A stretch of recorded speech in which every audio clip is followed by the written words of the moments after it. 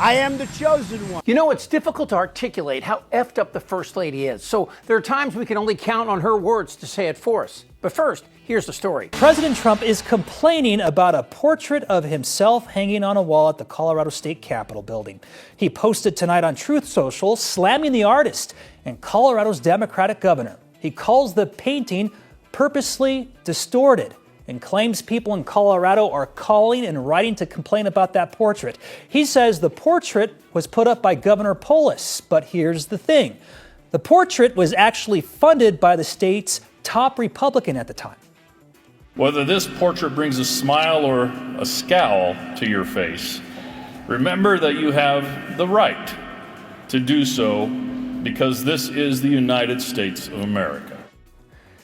That's what former Senate President Kevin Grantham said at the portrait's unveiling in 2019. He crowdfunded the cost on GoFundMe. President Trump didn't actually have a portrait hanging in the Colorado Capitol for the first half of his term. In 2018, a prankster put up a portrait of Russian President Vladimir Putin before a tour guide removed it. And this portrait was put up the following year. Tonight's Trump's post says Governor Polis should be, quote, ashamed of himself. So in Colorado's state capitol, there's a portrait of Trump that has tiny fingers and a tiff. I mean, she is really upset. It's not fair. It got the First Lady so upset, she took to Truth Social and began to cry. Nobody likes a bad picture or painting of themselves, but the one in Colorado in the state capitol, put up by the governor along with all the other presidents, was purposely distorted to a level that even I perhaps have never seen before. The artist also did President Obama, and he looks wonderful, but the one of me is truly the worst. All right, let's stop right there. So far, I kind of get it. I mean, with the world in turmoil, wars in Ukraine, NATO in trouble, Trump planning to occupy Gaza, Canada, Greenland, Mexico, and Panama, you think the First Lady would be too busy to notice a painting in Colorado. They had what? But that would be the reaction of someone who had not completely lost their fucking mind. I mean, we are on the edge of a dark precipice where the rule of law doesn't exist, at least at the federal level. And that, I don't think people fully understand that yet. That's conservative lawyer George Conway laying out a scenario that would have seemed far-fetched until recently. But it's taking on fresh significance given this judge's determination that the administration already is defying his orders and is accused in a second case involving suspended U.S. aid workers of also defying a court order. So now Trump attacks the artist, the Democrats, the governor, and a terror group in Venezuela over his portrait. She must have lost her talent as she got older. I would prefer not having a picture instead of this one. But many people from Colorado have written to complain. In fact, they're actually angry about it.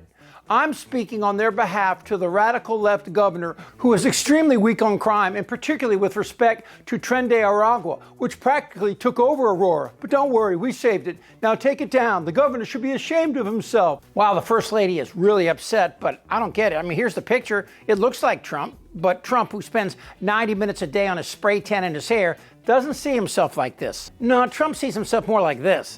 Young man, there's no need to feel down. So you have to ask yourself, how unstable is someone who would take this time and energy to pick this fight, and the whole world sees how f***ed up the guy is? Donald Trump is demanding that an unflattering portrait of himself be taken down, launching a tirade against the painting and the artist on social media. Can't change your face. Let's go live to US correspondent Rob Scott. Rob, when it comes to art, everyone's a bit of a critic, and Donald Trump is not happy.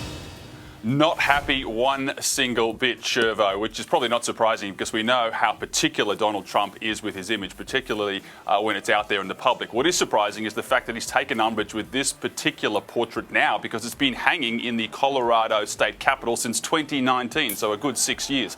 It was also commissioned by some of his Republican supporters, but he absolutely hates it, and he says it has been purposefully distorted, and he's taken to his Truth social media account saying, so he's calling on the Democratic governor there to take it down, and he even shared a few photographs of himself which he believed would be a better replacement. But this is how Donald Trump does things. He puts pressure on someone until they crack, so if the Democratic governor doesn't, you can bet one of his supporters or one of his loyalists will get rid of that painting one way or another. Trump wants to control his image, wants everyone to see him as he sees himself. But that's like thinking you can wear 36-inch waist pants when your stomach is a 48. Wishing doesn't make it so.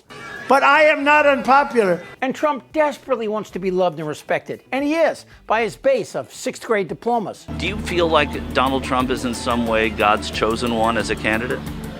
I do. I think he's been sent from above. You know what? So what if he wants to grab pussy? I want to grab pussy. And Trump has surrounded himself with a trove of adoring ass kissers. I mean, they must have to take numbers to kiss his ass, although it wasn't always that way. I think he's a kook. I think he's uninformed. Here's why I'm with Trump. Well, don't you love me? I mean, there's no one who will tell him the truth, except maybe Melania, who's sleeping in the other room with Justin Trudeau.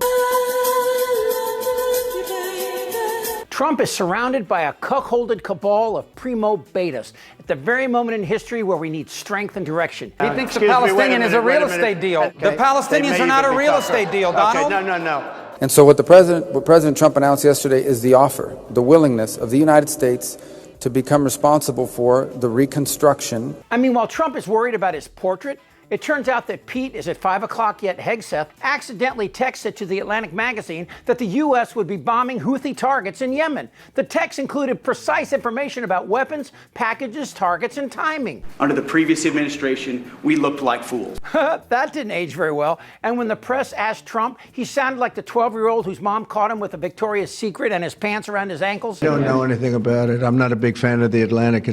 To me, it's a magazine that's going out of business. I think it's not much of a magazine, but I know nothing about it. You're saying that they had what? They were using Signal to coordinate on sensitive materials and Having to do with what?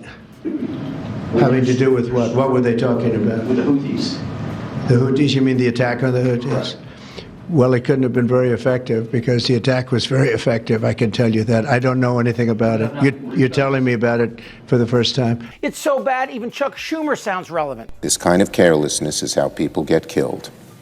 It's how our enemies can take advantage of us. It's how our national security falls into danger. This kind of carelessness is how people get killed.